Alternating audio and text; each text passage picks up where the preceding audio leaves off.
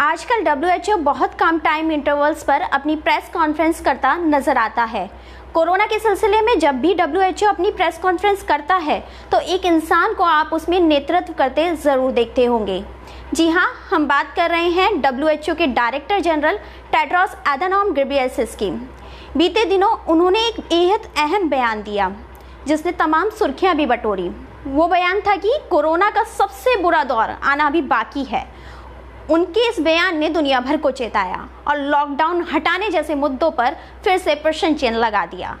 एक डेटा के मुताबिक वर्ल्ड पॉपुलेशन के 2 से 3% लोगों के अंदर ही इस वायरस से लड़ने की क्षमता रखने वाले एंटीबॉडीज हैं, जो इस बयान को और तुल देता है।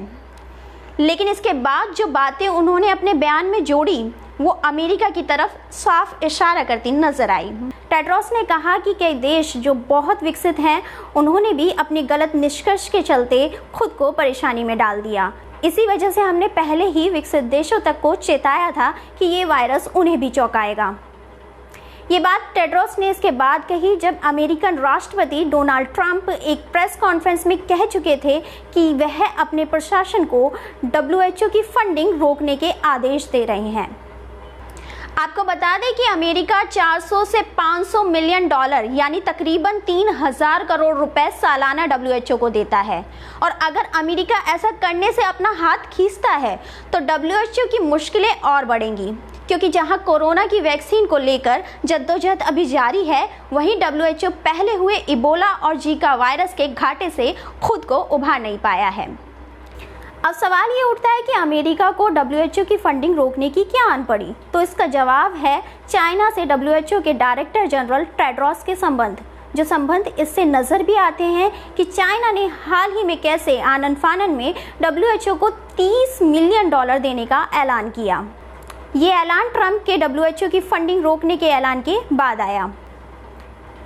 क्या है पूरा माजरा, आपको विस्तार से बताएंगे, लेकिन पहले ये जान लेते हैं कि डब्ल्यूएचओ की यूएस फंडिंग रोकने से चाइना का क्या ताल्लुकात है और अपनी सफाई में चाइना ने क्या ताज़ा तर्क दिए। चाइना पर पूरी दुनिया को शक है कि उसने इस वायरस को अपनी खोख में एक जैविक हथियार के तौर पर तैयार किया और फिर दुनिया भर में फैलाया। इसी बात को लेकर अमेरिका लगातार डब्ल्यूएचओ पर कोरोना की गंभीरता छिपाने और चाइना को बचाने का आरोप लगाता रहा है।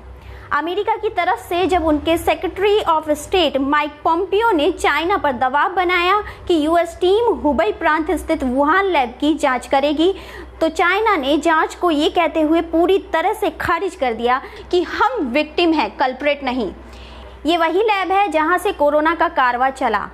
जांच को खारिज करने वाले अपने इस बयान में चाइनीज फॉरेन मिनिस्ट्री के स्पोकमैन जेंग स्वांग ने यह भी कहा कि ये वायरस सभी मानव जाति के लिए एक सा दुश्मन है।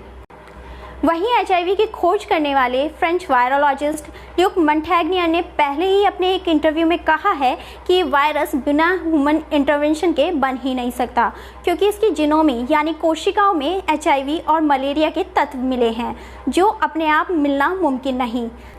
साथ ही ल्यूक ने यह भी कहा कि चूंकि प्रकृति किसी भी मॉलिक्यूल के साथ बदलाव स्वीकार नहीं करती, इसलिए अप्राकृतिक चीज नेचर ठुकरा देता है और ये वायरस भी कुछ समय बाद ऐसे ही खुद खत्म हो जाएगा।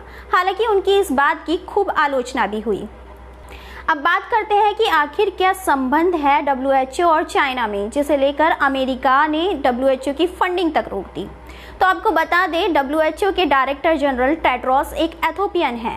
एथोपिया कंट्री अफ्रीका कॉन्टिनेंट के पूर्वी हिस्से और हॉर्न ऑफ अफ्रीका में है। इस कंट्री में चाइना ने अपना मोटा पैसा इन्वेस्ट किया हुआ है।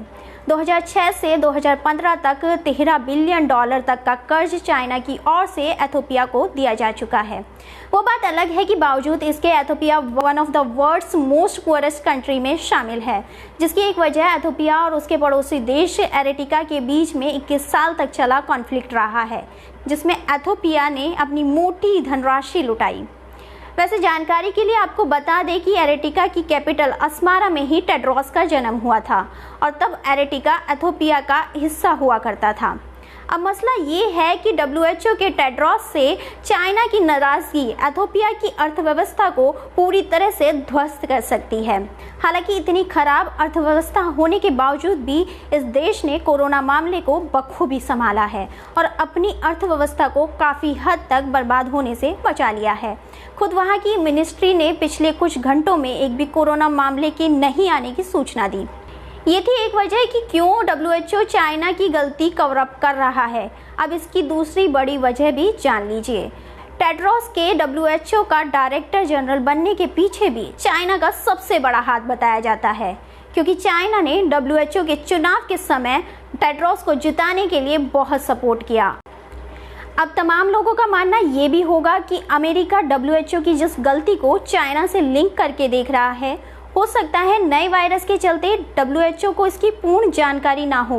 लेकिन ऐसा इसलिए विश्वसनीय नहीं है क्योंकि जब दुनिया में इस वायरस को लेके ह्यूमन टू ह्यूमन ट्रांसमिट होने के संकेत दिए जाने लगे, जिसके चलते कई देशों ने अपनी फ्लाइट तक रोकने का फैसला किया, तब भी उन कदमों को WHO ने बेबुनियादी बताया। यहाँ तक कि जब ताइवान ने इस वायरस के ह्यूमन टू ह्यूमन ट्रांसमिट होने के पुख्ता दावा किया, तब भी WHO ने इसे नज़रअंदाज किया और एक लंबे समय तक इसका सच दुनिया से छिपाए रखा। टेड्रोस ने अपने देश में भी हेल्थ मिनिस्टर और फॉरेन मिनिस्टर का पदभार संभाला था और चूंकि अपने देश की रूलिंग पार्टी से इनके अच्छे ताल्लुकात रहे हैं, इसलिए इथियोपिया के दबाव, चीन के एहसानों के तले दबे होने और अपने देश के लिए सहानुभूति रखने के कारण, जो कि हो सकता है स्वाभाविक भी हो, लेकिन उसका खामियाजा आज पूरी दुनिया को उठाना पड़ रहा है।